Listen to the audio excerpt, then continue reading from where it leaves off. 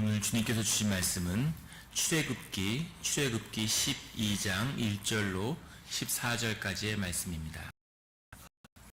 다 같이 한 목소리로 봉독하시겠습니다. 여호와께서 애굽 땅에서 모세와 아론에게 일러 말씀하시되 이 달을 너희에게 달의 시작 곧 해의 첫 달이 되게 하고 너희는 이스라엘 온 회중에게 말하여 이르라.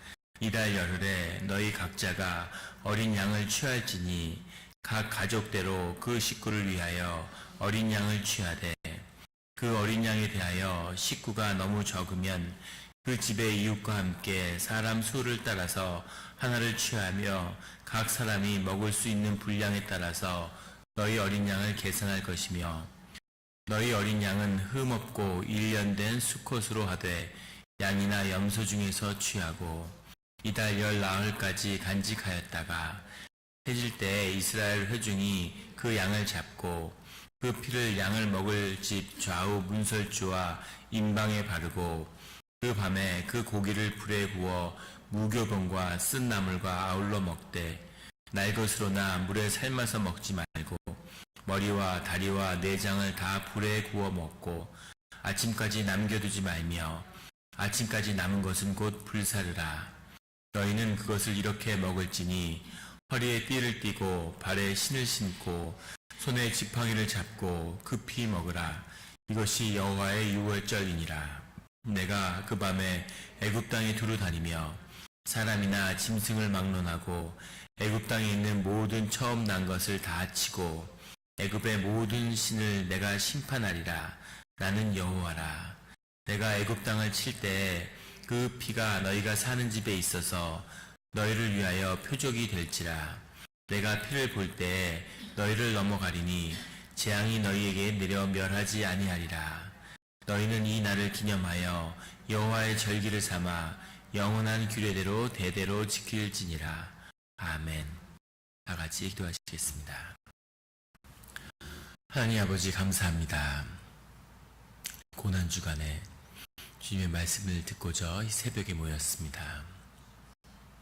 우리 마음의 기도와 묵상이 주님께 연락되길 원합니다.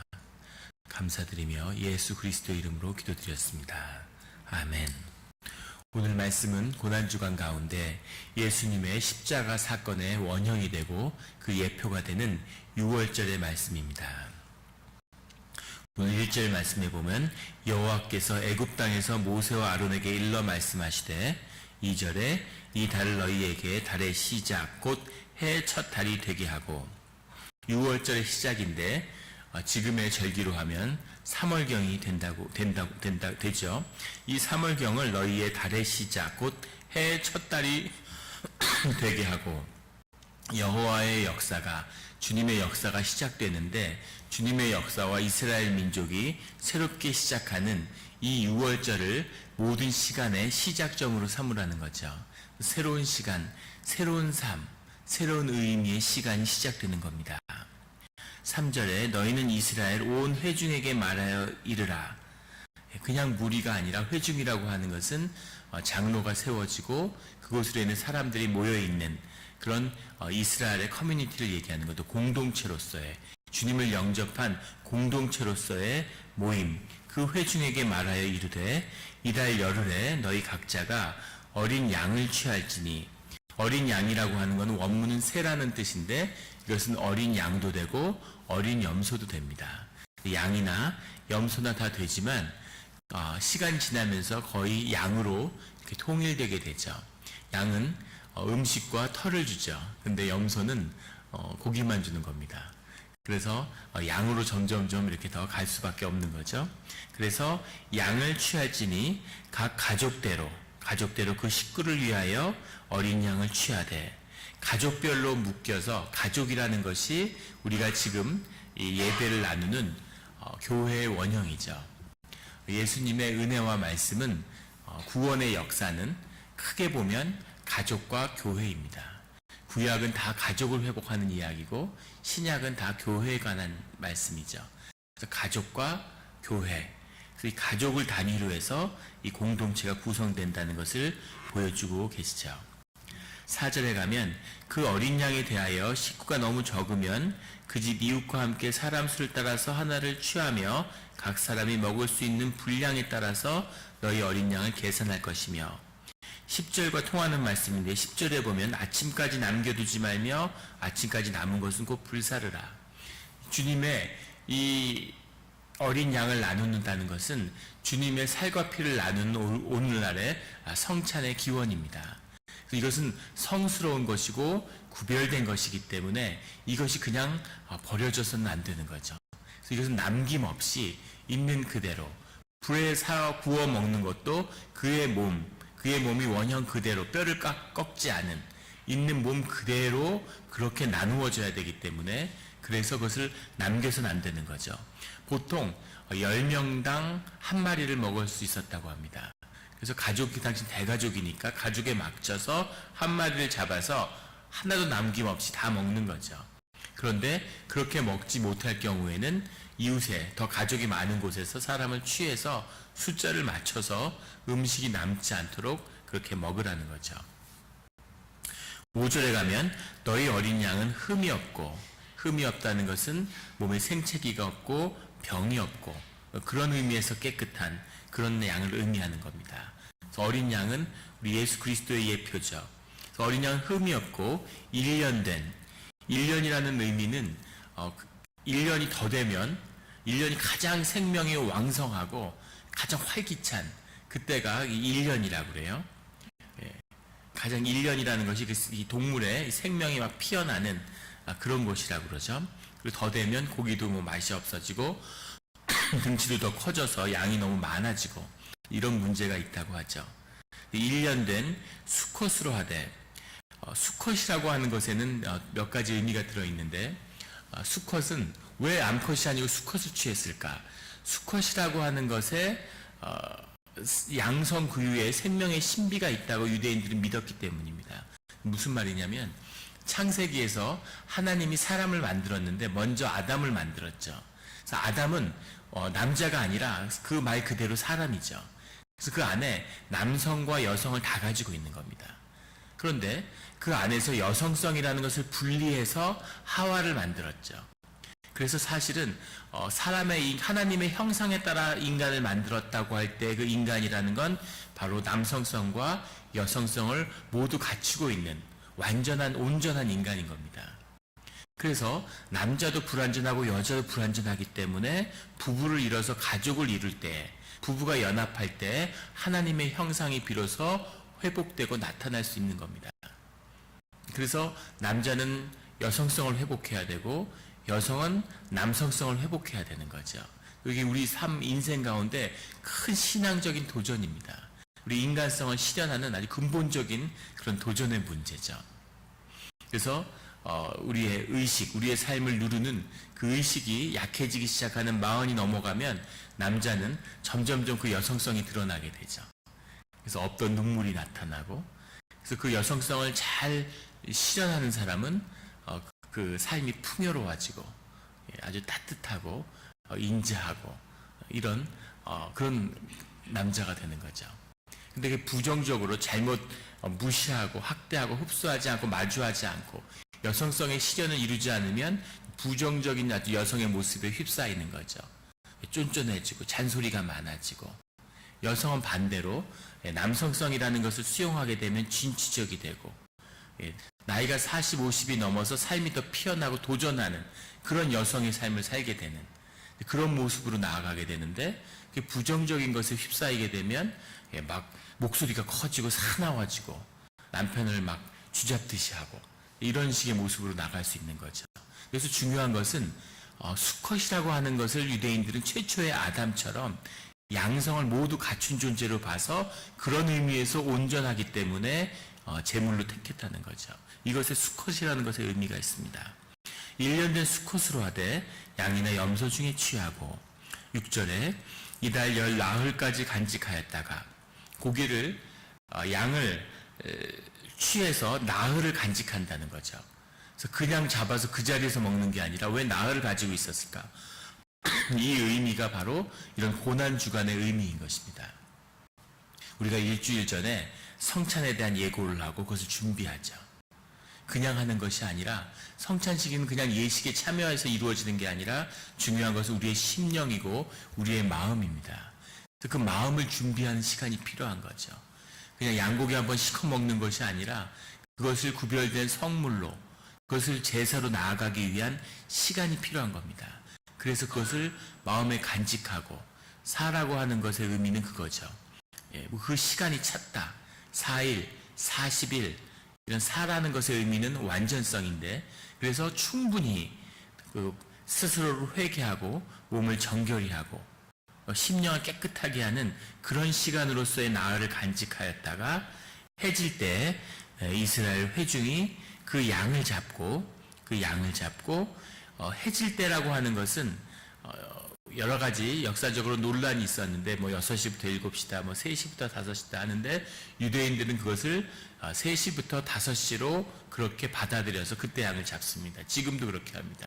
그 의미는 뭐냐면 이 이스라엘의 소아시아의 이 땅이 여기 캘리포니아하고 아주 날씨가 흡사하다고 그랬죠. 3월입니다. 그래서 해가 짧은 거예요. 그래서 3시부터 해가 지기 시작해서 5시에 해가 지는 겁니다.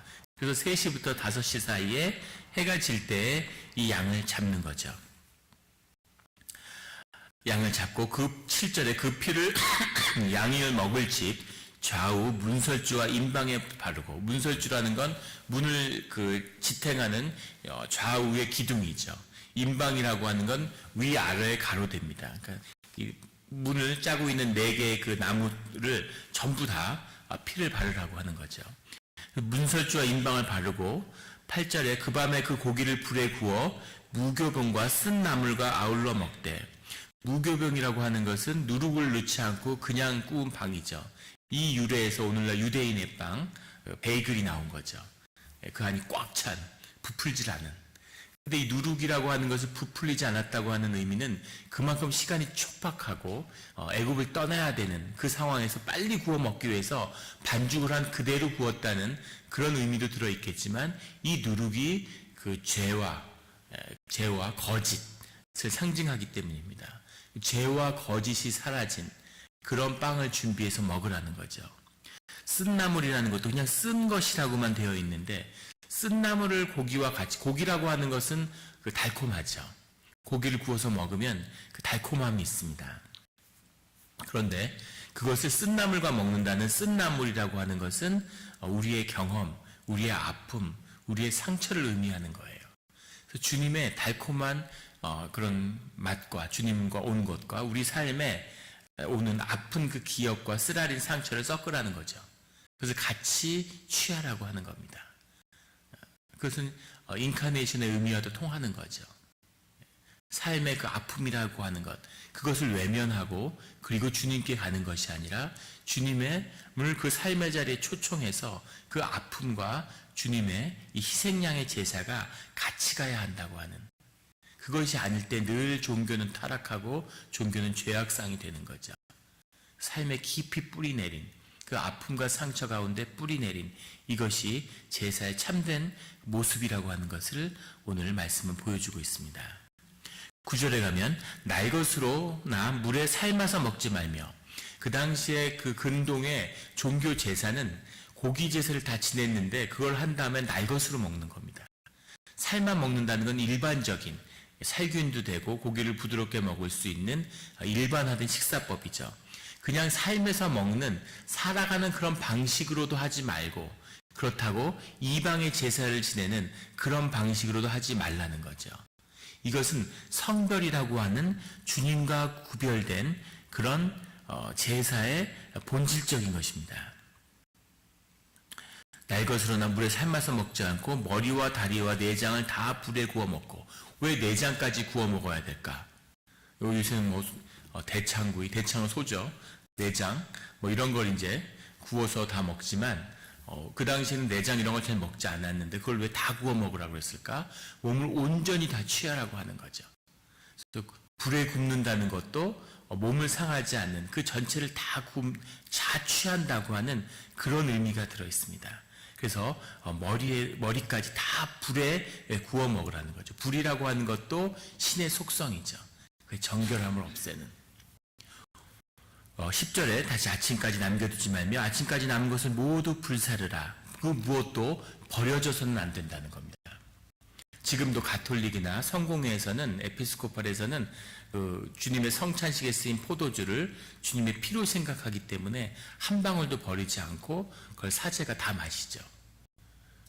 그래서 가톨릭의 신부님이 그런 얘기하는 걸 들었어요. 그것 때문에 그렇게 알코올 중독자가 많다고. 그걸 다 마셔야 되기 때문에 병채로 그런 것처럼 아무것도 버려져서는 안 되는 겁니다. 11절에 너희는 그것을 이렇게 먹을지니 허리에 띠를 띠고 발에 신을 신고 손에 지팡이를 잡고 급히 먹으라. 이것이 여호와의 유월절이니라. 급히 먹으라. 모든 것이 준비된 상태로 기드온의 300용사가 모두 칼을 차고 서서 물을 마시는 것처럼 이렇게 주님의 임박한 임재를 준비하면서 그런 마음으로 이것을 먹으라는 거죠. 축제로 그냥 먹는 데 의미가 있는 것이 아니라 이제 떠나야 되는데 주님의 성별을 경험하고 제사 가운데 주님을 임박한 역사를 준비하는 그런 마음으로 제사를 드리라는 겁니다. 우리의 주일 예배의 원형이 십자가 있고 십자가의 원형이 6월절에 있는데 우리가 늘 이런 임박한 마음으로 주일의 예배에 나와야 되는 거죠. 주일이 세상의 끝이다. 이번 주일이 종말이다. 이런 마음으로 주님의 예배 가운데 나오는 겁니다.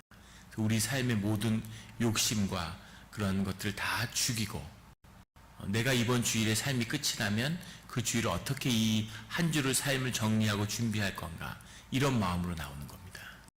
그런 마음으로 나온다면 전혀 다른 예배가 되겠죠. 주일날 통계에 그런 게 있더라고요. 가장 부부싸움을 많이 하는 게 주일날 교회에 오면서 싸우는 거랍니다. 주일날 오면서부터 대개는 이제 남편은 준비가 다 됐는데 부인은 보통 시간이 많이 걸리니까 이제 시간 되면 좀 빨리 좀 준비해라 늦겠다 이러면서 차에 타면서 싸우는 거죠. 오면서 티격태격하고 싸우기 시작하면 그게 불 붙듯이 번지는 그런 예가 많다 그래요. 그런데 만약에 그게 마지막이라면 주일의 예배가 죽음이라면 오면서 싸우는 일은 없겠죠. 삶을 되돌아보고 감사하고 삶을 정리하는 그런 시간이 된다는 그런 의미에서 급히 먹으라는 뜻이 들어있는 겁니다. 임박한 주님의 임재인 거죠.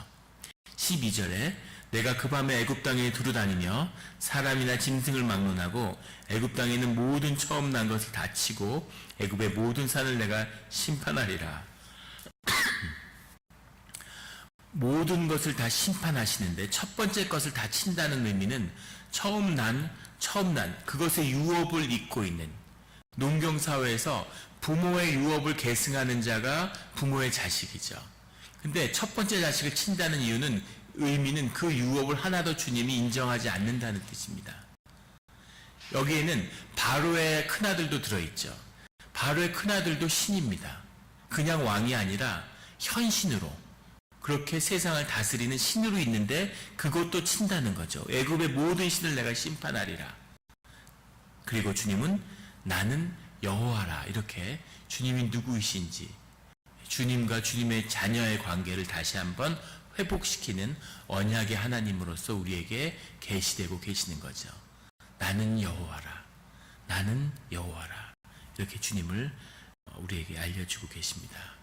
13절에 내가 애굽 땅을 칠 때 그 피가 너희가 사는 집에 있어서 너희를 위하여 표적이 될지라. 피라고 하는 것은 생명이죠. 사람을 데려가기 위해서 첫 아이들 다 데려가기 위해서 왔는데 이미 그 피가 배속의 피가 그 죽음이 생명이 바쳐진 그 피의 증거가 문설주에 있기 때문에 더 이상 생명을 취할 필요가 없다는 겁니다. 이것이 원형이 돼서 예수님이 어린 양으로서 바쳐진 거죠. 우리의 죄를 대속하기 위해서. 그래서 우리는 예수 그리스도와 연합함으로 우리의 죄 사함을 받게 되는 거죠. 피 없이는 죄 사함이 없다고 하는 우리의 근본적인 생명의 법칙입니다. 세상의 섭리죠. 피의 희생양이 없이는 피가 없이는 어떠한 용서가 없다고 하는 그런데 그 피를 예수님의 보혈로 우리에게 흘려주셨다는 거죠. 그런데 우리가 여기서 하나 더 봐야 될 것은 왜 굳이 그 피를 문설주나 임방에 발랐어야 되는가 하는 겁니다. 죽음의 천사가 집들을 계속 뛰어넘으면서 생명을 취하는 그런 어마어마한 초자연적인 역사가 일어나는데, 그 천사들이 누구에게나 수호천사가 있고 누구에게나 그 생명을 관찰하는 천사들이 있다고 그러죠. 그 삶의 모든 것을 아는 천사들이 있는데 굳이 문설주에다 왜 피를 발라야지, 넘어가야 할지, 취해야 할지 그걸 구분했을까 하는 거죠. 뒤에 우리가 그 출애굽기를 쭉 읽다 보면, 신명기 이런 데 보면 알 수 있지만 꼭 이스라엘 사람만 살아남은 게 아닙니다.